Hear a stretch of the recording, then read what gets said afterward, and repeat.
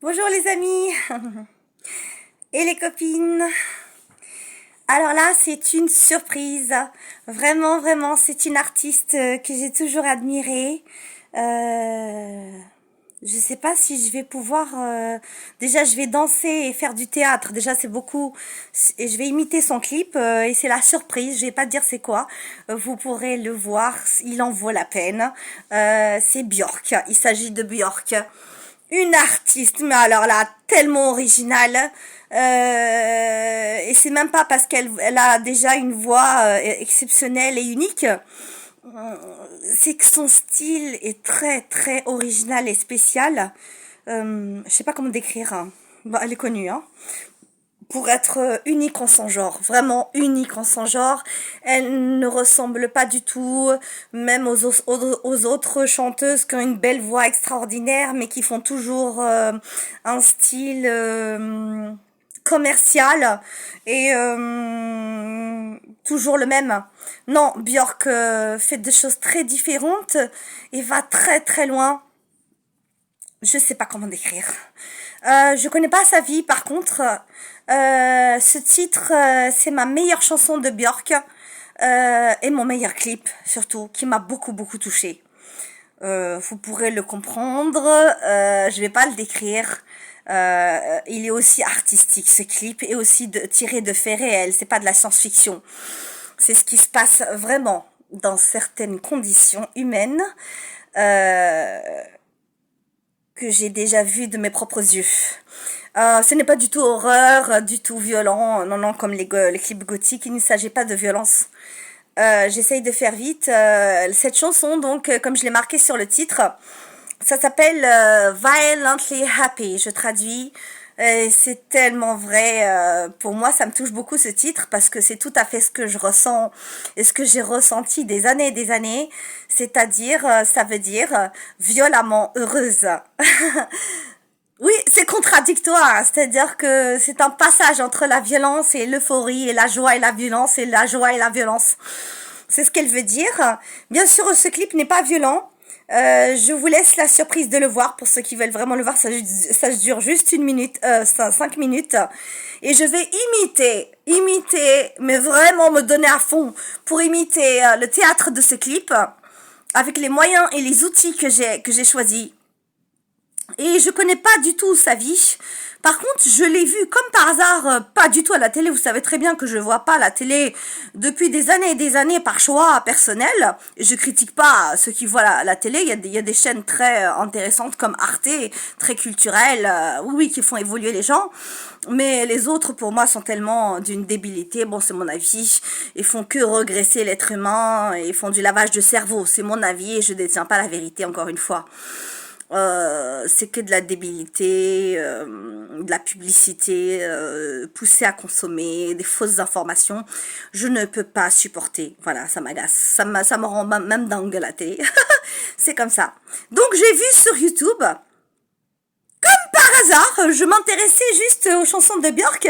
Et puis dans les chansons de Björk, il y avait... c'était pas une interview de Björk, c'était une séquence de Björk qui durait même pas 5 minutes ou 6 minutes avec des paparazzis. Alors je suis allée voir parce que je voyais des gestes comme ça. Et je voyais aussi qu'elle était avec une poussette. Je savais pas qu'elle était mère de famille déjà. Elle était avec son bébé en fait, un nourrisson. Oui, oui, oui. Et après j'ai ouvert donc la séquence. Elle m'a surprise. Je rappelle que Björk est toute petite, toute maigrichonne, comme vous pouvez le vérifier, pas musclée, rien du tout. Mais voilà, ça a décrit l'instinct maternel dont j'ai tellement parlé. Jusqu'où va l'instinct maternel pour protéger son enfant et surtout un bébé qui est exactement, moi qui ai déjà dit, qui est fan des animaux et des documentaires animaliers. Comment bien sûr, Björk n'est pas une lionne, mais n'importe quel animal, mère animal, va devenir mais ultra féroce et va pouvoir même tuer un autre animal pour protéger son bébé. Bien sûr, elle a pas tué, hein, mais c'était limite. En fait, je fais vite, hein. Je fais durer le suspense. J'arrête. Björk, en fait, n'a pas été violente. Je suis pas pour la violence gratuite. Je l'ai déjà dit. Je déteste ça. puisque moi-même je l'ai subi de la violence gratuite. Non, là c'était plus que justifié. Je le décris, c'est-à-dire qu'elle a prévenu en plus, je veux dire, elle a averti, elle n'a pas été violente d'un coup.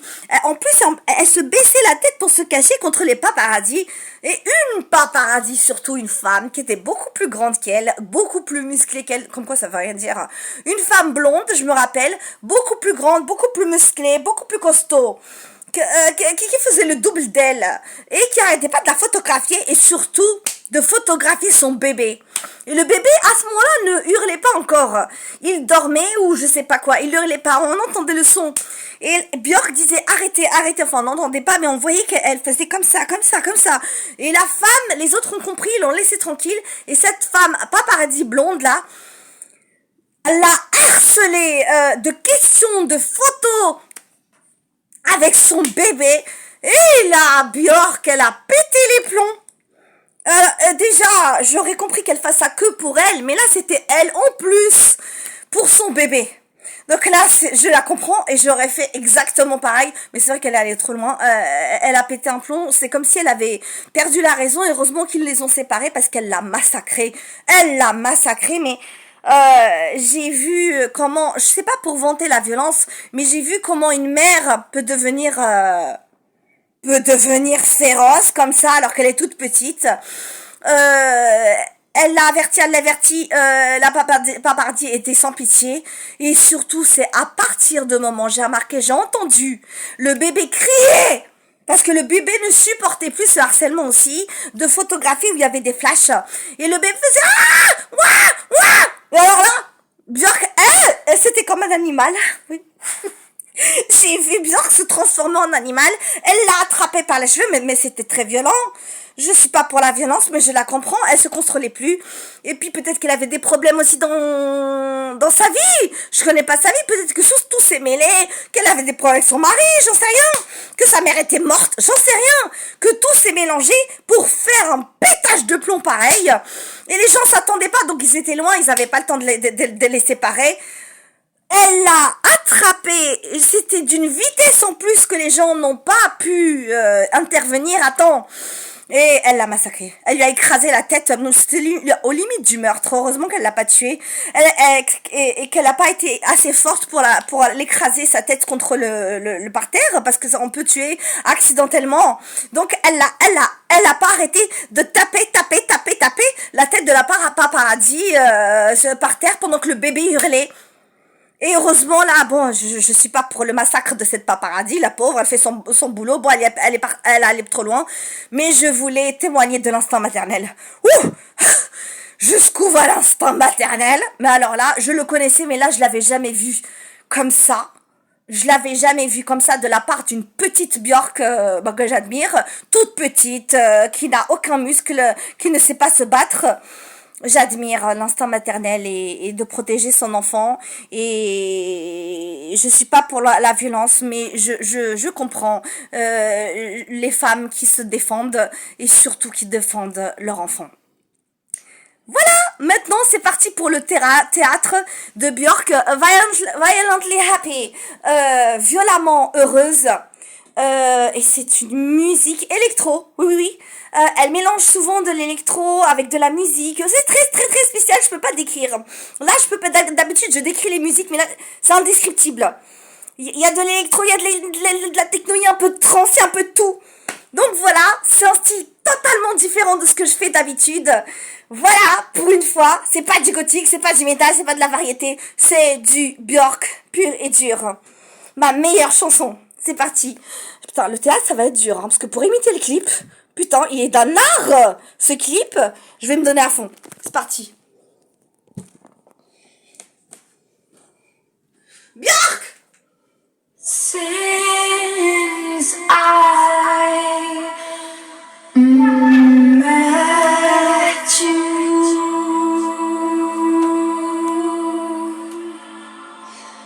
this small a town I hasn't got room